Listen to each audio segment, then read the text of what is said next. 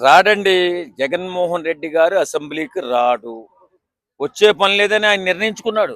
ఎందుకంటే రాష్ట్ర ప్రజలు ఏమైపోయినా, రాష్ట్ర ప్రజలు అన్యాయం అయిపోయినా, రాష్ట్ర ప్రజల్ని రాజకీయ నాయకులు దోసేసుకున్నా ఈయనకి మాత్రం పట్టింపు లేదు, ఏం లేదు. అతను మాత్రం మనం గెలిపిస్తేనే ఆయన సేవ చేయడానికి వస్తాడంట. సిగ్గుండాల. ఈవేళ అసెంబ్లీ జరుగుతుంది.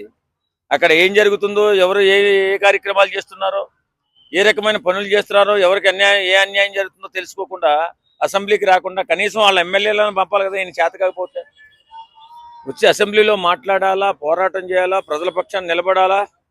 బుద్ధి జ్ఞానం లేకుండా తయారైపోయాడు జగన్మోహన్ రెడ్డి గారు. చాలా మంది నవ్వుతున్నారు జగన్మోహన్ రెడ్డి గారు మిమ్మల్ని చూసి.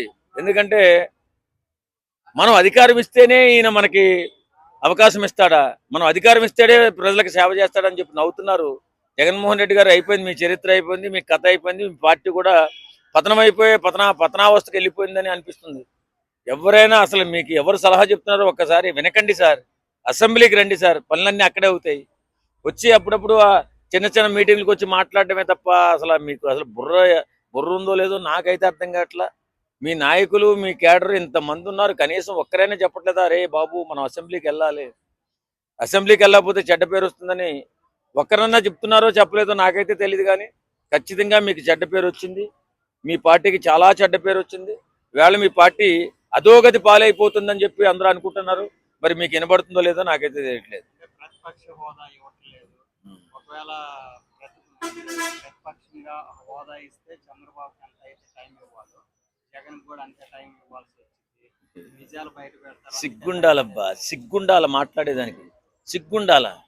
ఏమే ఆయన 18 సీట్లు నీకుంటే నేను ప్రతిపక్ష హోదా నీకు లేకుండా పోద్దన్న మనిషే కదా ఇతను. ఓ చంద్రబాబు, నీకు 23 సీట్లున్నాయి, అందులో 4-5 తీసేస్తే 18కి వచ్చేస్తావు, నీ ప్రతిపక్ష హోదా కూడా పోతుంది అని చెప్పిన మనిషే కదా. బుద్ధి జ్ఞానము చెప్పిన మాట గుర్తుండి పెట్టుకోవాలి కదండి. గుర్తు పెట్టుకోకుండా ఈవేళ మాట్లాడే మాటలు అవి. 11 సీట్లకి ప్రతిపక్ష హోదా ఎందుకు ఇస్తారండి? రాదు కదా. అసెంబ్లీ రూల్స్ ప్రకారం మీకు రాదు కదా.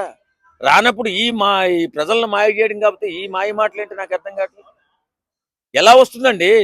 నువ్వు 10th క్లాస్ చదివి సాఫ్ట్వేర్ ఇంజనీరింగ్ కావాలంటే ఎలా అవుతుంది? బీటెక్ చదివితే సాఫ్ట్వేర్ ఉద్యోగం వస్తుంది. 10th క్లాస్ చదివి సాఫ్ట్వేర్ ఉద్యోగం కావాలంటే ఎలా వస్తుంది? బుద్ధి లేని మాటలు, తెలివి తక్కువ మాటలు నీకు ఎవరు సలహా ఇస్తున్నాడు? అది వెనకయ్యా బాబు, జగన్ బాబు. రా అసెంబ్లీకి రా, ప్రజలు అన్యాయం అయిపోతున్నారని చెప్పి వాళ్ళు వీళ్ళు అనుకుంటున్నారు. అది ఎంతవరకు వాస్తవం మాకు తెలీదు. ఆ వాస్తవాన్ని బయటికి తీసి, వెలికి తీసి ప్రజలకు తెలియపరిచి మీకు ఈ అన్యాయం జరుగుతుంది, నన్ను గెలిపించండి మీకు న్యాయం చేస్తానని చెప్పుకోవా వచ్చి. నువ్వు అసెంబ్లీకి రాకపోతే అన్యాయం అయిపోయేది నువ్వే, నాశనం అయిపోయేది మీ పార్టీని.